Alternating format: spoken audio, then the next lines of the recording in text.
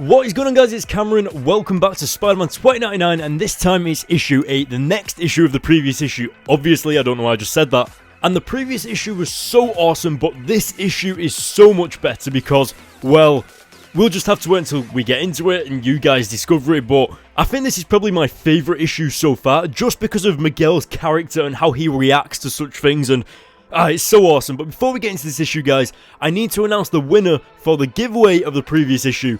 I asked you guys to just comment on the video and be a subscriber, and you will win a physical comic giveaway of issue 7. So the winner is The It Club, and congratulations, you are the winner of the physical comic giveaway for Spider-Man 2099 issue 7. Now you can message me through my Facebook page, or my Twitter, or my YouTube channel, and get in contact with me that way, or I'll just message you, and we can sort out the details, etc. But anyway, guys, that is it for the intro of this video. We have to get into this issue because it is so awesome, and I can't wait for you guys to see it. So let's just jump right into it.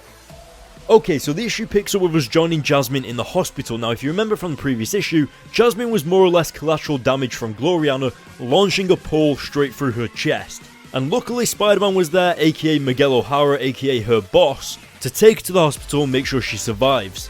Now, as she's going through the hospital, I think one of the best things about this comic is that she's walking throughout the hospital and she randomly sees this pink head coloured girl lying in a bed in some room, and of course, she recognises that it's Tempest, aka Miguel's girlfriend, who is supposedly dead. Now, the reason why I say this is probably the best part of the comic in my opinion is because Miguel saved Jasmine's life, and what are the odds that because Miguel saved her life, then she suddenly stumbles across Miguel's supposedly dead girlfriend? And I don't know, I think it's just awesome how that kind of connects to each other, almost like it was meant to be. Now, when we're introduced to Spider-Man in this comic, I actually came to the realization that Spider-Man 2099 is so much more of a badass than our Amazing Spider-Man and Miles Morales Spider-Man. Like, seriously, for the past couple of issues, Spider-Man 2099 has been so badass, and it kind of makes me think, has he always been like this, or has he just kind of upped his game a little bit? I don't know. I think it's ever since Tempest died, actually, or supposedly died.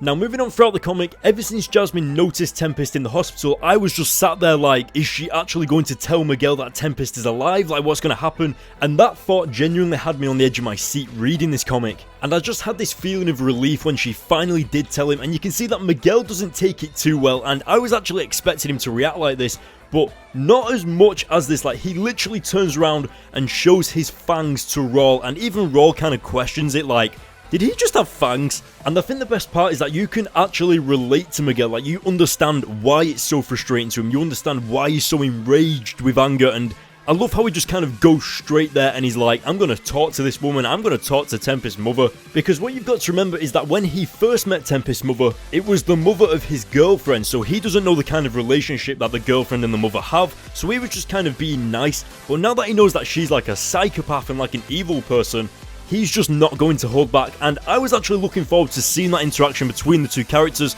and I'm going to reveal it, guys. We don't actually see that in this issue. We'll probably see it in the next issue that I'll review, and I can't wait for that. But as you can see on screen, there is actually a huge bodyguard who goes by the name Man Mountain Marco, which is a tongue twister to say, so guys, you've got to give me props for that. I think that literally took me 50 times to say. But I love how Miguel kind of holds back at first, and then when he realizes that this bodyguard is trying to get in his way, he just turns around and gives this bodyguard the true strength of his punch, and it is just so awesome to see that. Now, sadly, that didn't exactly go to plan, but the best part of this comic, again, I've already said this the best part, but there's so many good bits. This is such an awesome comic. But when Spider-Man says, leave now or I'll kill you, I was just man, the gloves are off. He's definitely not holding back, and you can tell that this is really hitting a nerve with him. And it's almost like you're in that situation yourself. It's like you would react the exact same way. Also, I don't know about you guys, but Miguel is from the future, and I feel recently he kind of hasn't been too careful.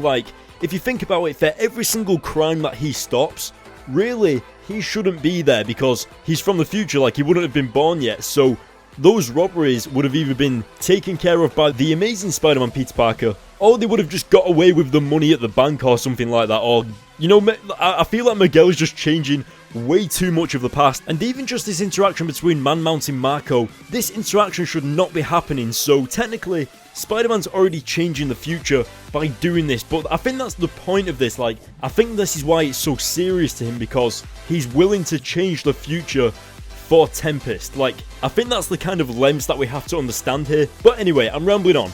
Getting back into the comic, I was actually, I wouldn't say disappointed, but I was so hoping that Spider-Man would, like, imagine Spider-Man like in the Back in Black saga in The Amazing Spider-Man. By the way, I've reviewed that. You can click the top right corner of the screen now to see that. And I seriously recommend it because you see Peter Parker go crazy, like rage, and break people's arms and stuff. Like, it's awesome. So yeah, check that out. But that's the type of rage that I was expecting Miguel to have. Almost as if he was going to pick up this bodyguard by his neck and, like, crush his face into the wall or something. I don't know. But obviously, it was nice to see that Miguel was using his head instead of just, like, full-on raging out at this guy and going crazy. And the best part is that there's a little bit of a twist at the end, and he actually contacted Peter Parker Spider-Man to help him get Tempest out of there. And it's going to be interesting to see where this issue takes us next. Like, will Peter Parker Spider-Man get involved a lot more? And especially now that we're going to see Miguel actually have a word with the mother, as he said at the end of the issue there, I cannot wait to see it and review it. So guys, that is the end of the issue. What did you think? Let me know in the comment section below, because I would love to hear your thoughts on this issue. Like, did you full on get into the comic like I did? It was so awesome. And for that, I'm going to have to give it a 9 out of 10, because I just get so excited when rereading this comic and going over it and just talking about it. It's not something that you see every day with Spider-Man, like, freaking out like that. So yeah. Anyway guys, that is the end of this review. That is the end of this video. Let me know what you thought in the comment section below, and well done to the giveaway winner. I will contact you very soon. Now don't forget, I'll be giving away comic codes on my Twitter, so you can go to the link in the description to follow me on there and look out for those. And don't forget to follow me on my Facebook page to stay up to date with all the latest in comic book news and updates. And if you want to, then you can follow me on Instagram as well to see pictures of my comic pickups that I do.